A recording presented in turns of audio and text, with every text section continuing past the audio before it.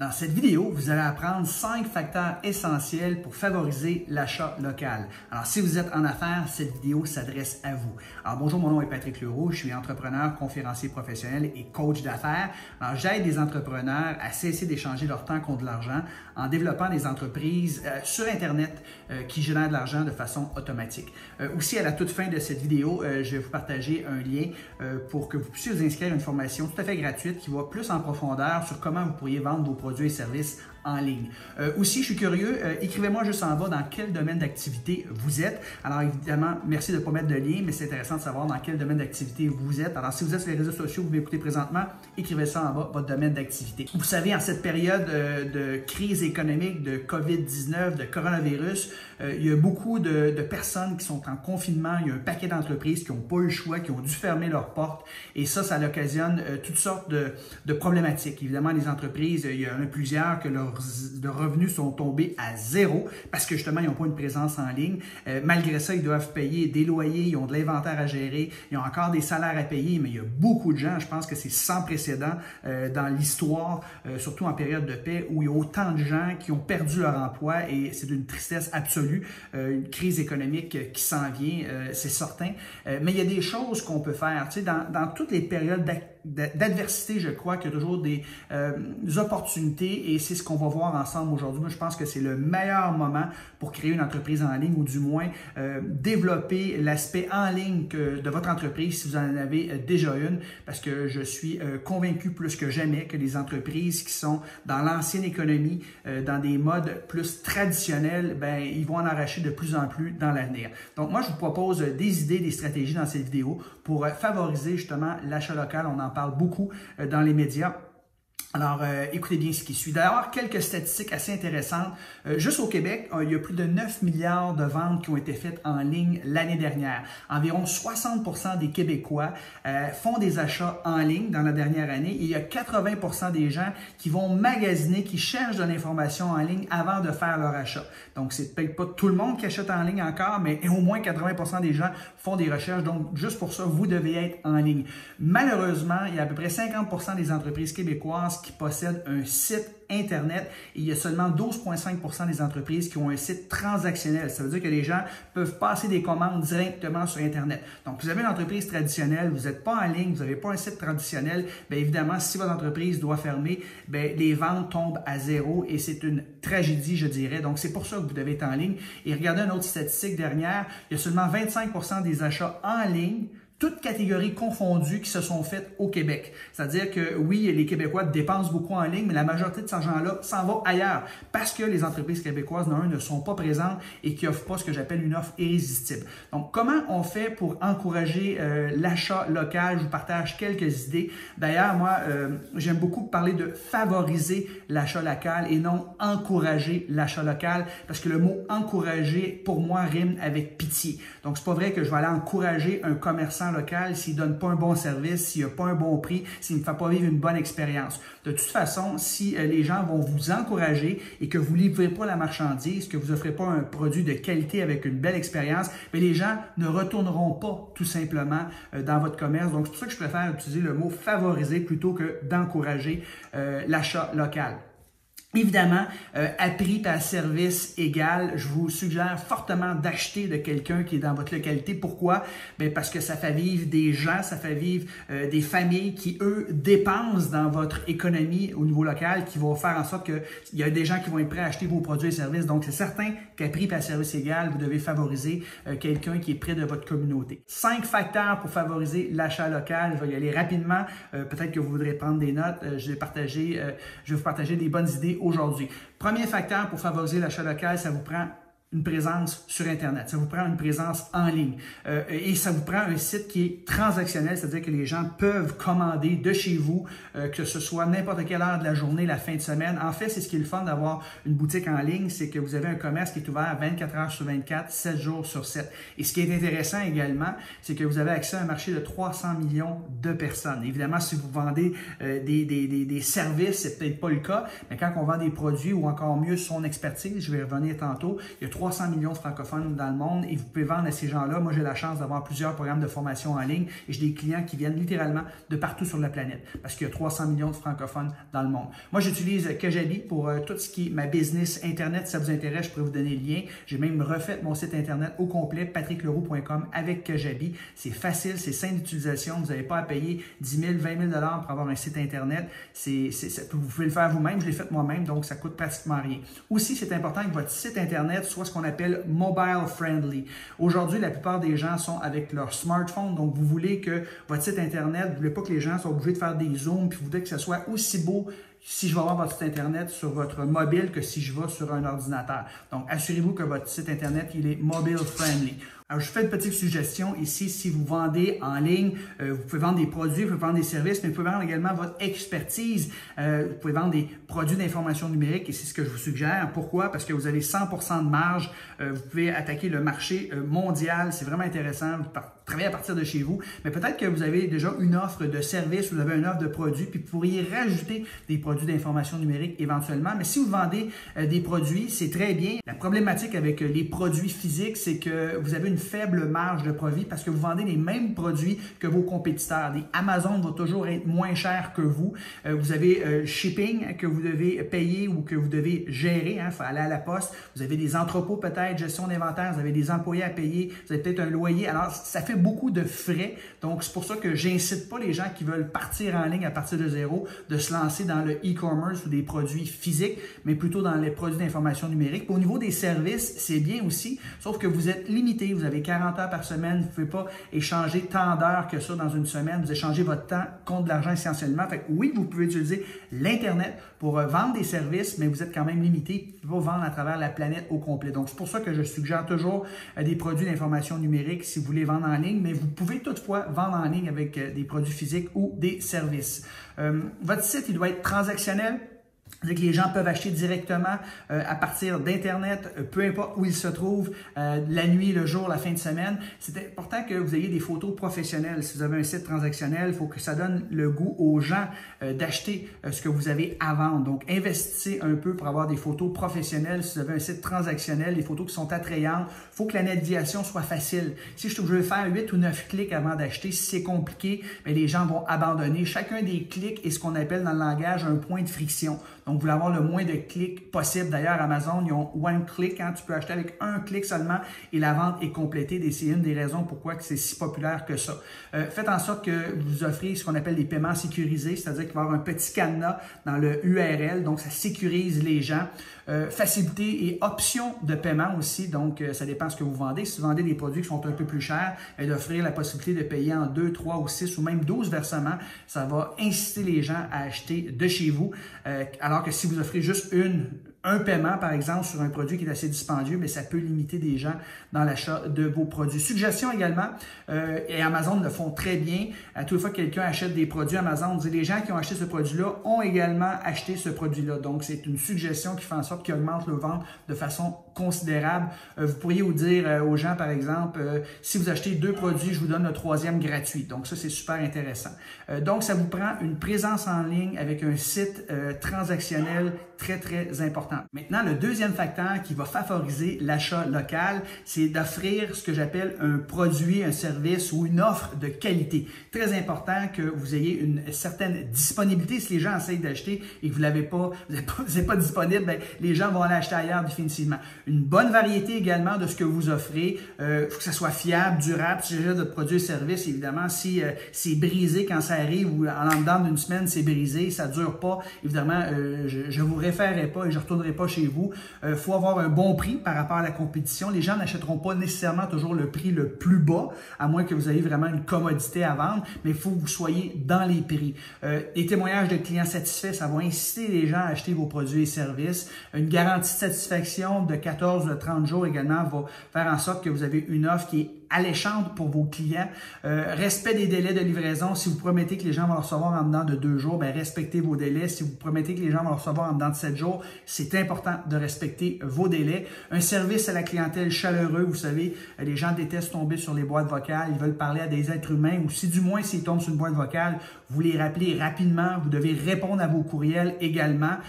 Et très, très important aussi d'offrir une expérience client que je qualifierais de wow. Souvent, de nos jours, le facteur numéro 1 de différenciation d'une organisation à l'autre, c'est souvent le service. Parce que les prix sont souvent similaires, les produits sont souvent similaires, mais le service diffère énormément. Donc, vous pourriez vous différencier de tous vos compétiteurs en offrant un service wow. Donc, le deuxième facteur, c'était d'avoir une offre de qualité pour favoriser l'achat local. Et le troisième facteur, c'est surtout si vous vendez des produits physiques, d'inclure les frais de livraison dans vos prix. Parce que s'il y a une chose qui dissuade le plus les gens d'acheter en ligne, c'est les frais de livraison. Ils arrivent pour acheter, ils arrivent sur le panier d'achat et quand ils arrivent pour entrer leur carte de crédit, ils voient le frais de livraison qui a été ajouté et la plupart des gens s'en vont. C'est une des raisons pourquoi Amazon a mis sur pied Amazon Prime.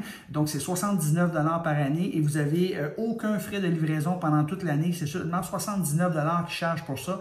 Et même moi, personnellement, quand je magasine sur Amazon, je clique toujours Prime parce que je ne veux pas payer pour la livraison. Alors, si vous êtes capable d'inclure vos frais de livraison à même vos prix, vous allez augmenter vos ventes, je vous garantis. Ou du moins, vous pourriez peut-être avoir un achat minimum de 50 $ pour avoir un frais de livraison gratuit. Donc, ça va inciter les gens à augmenter la valeur de leur panier d'achat pour se rendre à 50 $ afin d'avoir la livraison gratuite. Donc, c'est très important si vous voulez favoriser l'achat par les gens qui sont proches de chez vous, d'inclure les frais de livraison parce que c'est ce qui dissuade le plus les gens d'acheter en ligne. Quatrième facteur qui va vous aider à favoriser l'achat local, c'est d'avoir ce qu'on appelle des outils de conversion pour vendre des produits qui sont, disons, non essentiels et un peu plus dispendieux. Alors, les achats de produits essentiels, qu'on a besoin de se nourrir, par exemple, là, oui, on a besoin, on va en acheter, mais la plupart des gens ne vendent pas des produits qui sont considérés essentiels ou des produits qui sont plus chers. C'est pas vrai qu'en ayant juste un site Internet, les gens vont se diriger sur votre site Internet, vont acheter ce que vous avez à vendre. Vous devez avoir ce qu'on appelle des tunnels de conversion. Alors, un tunnel de conversion, c'est les différentes étapes. C'est un processus psychologique que les clients doivent passer à travers avant d'acheter votre offre. C'est un peu comme séduire un client. C'est la même chose dans les relations interpersonnelles. Avant d'arriver à demander quelqu'un en mariage, il y a plusieurs étapes, mais c'est un peu la même chose lorsque vous vendez des produits un peu plus dispendieux, des produits qui sont non essentiels. Donc, vous devez mettre en place des tunnels de conversion. Souvent, ça commence par un aimant à client. Donc, c'est une pièce d'information, de contenu qui a beaucoup de valeur pour le client que vous allez offrir gratuitement en échange d'une adresse de courriel et vous allez l'amener dans une séquence et éventuellement, vous allez faire une offre. Et souvent, ce qu'on va offrir comme outil de conversion, ce sont des VSL, donc ce sont des vidéos sales letters, donc c'est des vidéos d'une 10-15 minutes environ qui donnent beaucoup de valeur. Puis à la fin, bien, vous suggérez aux gens, pour ceux et celles qui veulent aller plus loin, plus vite, plus en profondeur, d'acheter votre offre. Des webinaires, c'est une super belle façon de convertir un prospect en client. Donc, vous offrez un webinaire gratuit dans lequel vous donnez pendant 1 heure de temps un maximum de contenu gratuit. Et à la fin du webinaire, vous dites aux gens, pour ceux et celles qui auraient besoin d'accompagnement, qui aimeraient ça aller plus vite, plus loin, plus en profondeur, j'ai un programme avancé que je vous offre et là, vous pouvez faire votre offre. Il y a environ 1 à 3 % des gens qui vont convertir et qui vont profiter de votre offre. Alors, même s'il y a 97 % des gens qui ne profitent pas de votre offre, c'est pas grave. 1 à 3 % c'est suffisant pour très bien gagner votre vie. Vous pouvez offrir une séquence de 4 vidéos gratuites. Donc, en les 3 premiers vidéos gratuites de 20 à 30 minutes, vous donnez un paquet de valeurs et la 4e vidéo, là, vous pouvez présenter votre offre. Ou une autre stratégie consiste à offrir des appels de coaching gratuits à des gens. Ça, c'est surtout ceux qui vendent des offres un peu plus dispendieux. Donc, vous offrez 45 minutes de votre temps, vous coachez la personne, vous lui donnez un maximum de valeur, puis à la fin, vous pourrez poser un programme d'accompagnement pour ceux et celles qui veulent aller plus loin. Donc, ça vous prend des outils de conversion si vous voulez favoriser l'achat local, parce que c'est pas juste d'avoir un site Internet et d'afficher ça là-dessus. C'est pas suffisant pour que les gens achètent vos produits, surtout si c'est pas des produits essentiels et c'est des produits qui sont un peu plus dispendieux. Là, on parle d'en haut d'une centaine de dollars environ. Et finalement, le 5e facteur qui va favoriser l'achat local, c'est du trafic. Parce que vous savez, si personne vous connaît, tout ce qu'on a vu à date, ça donne absolument rien. Si vous avez, par exemple, une présence en ligne, vous avez un beau site transactionnel, vous avez une offre de qualité, vous offrez un bon service, vos frais de livraison sont inclus, vous avez des beaux tunnels de vente, tout ça, mais si personne rentre dans vos tunnels de vente, si personne vous connaît, ça donne absolument rien. Donc, pour favoriser l'achat local, il faut se faire connaître, il faut attirer un maximum de trafic sur notre site transactionnel ou dans nos tunnels de conversion, c'est très important. Alors ici, on parle par exemple du panier bleu. Le gouvernement du Québec a lancé cette initiative-là, c'est un peu ça. Ça va aider les entrepreneurs à avoir du trafic sur leur site Internet, mais si vous n'avez pas tout mis en place ce que je viens de parler aujourd'hui, juste du trafic, ça donne absolument rien. Si vous n'avez pas une offre de qualité, vous n'aurez pas un service wow, vous n'avez pas les frais de livraison, vous n'avez pas d'outil de conversion, juste du trafic, ça donne absolument rien. Alors, belle initiative en passant, mais c'est pas suffisant. Vous devez mettre en place ce qu'on vient de voir. Donc, ça vous prend pour attirer du trafic, premièrement, une présence en ligne organique, c'est-à-dire qu'avec le SEO, Search Engine Optimization, quand les gens vont sur Google, ils tapent des questions, des mots-clés, il faut être bien référencé. Et vous allez avoir des articles, par exemple, de blog qui font en sorte que votre page ou votre site va tomber en premier. Vous pouvez payer du pay-per-click, c'est-à-dire que vous payez tant, c'est un enchère, vous payez tant de dollars si les gens cliquent sur le lien de votre site Internet. Vous pouvez mettre en place une infolette, c'est-à-dire que vous en envoyez du contenu de qualité de façon régulière.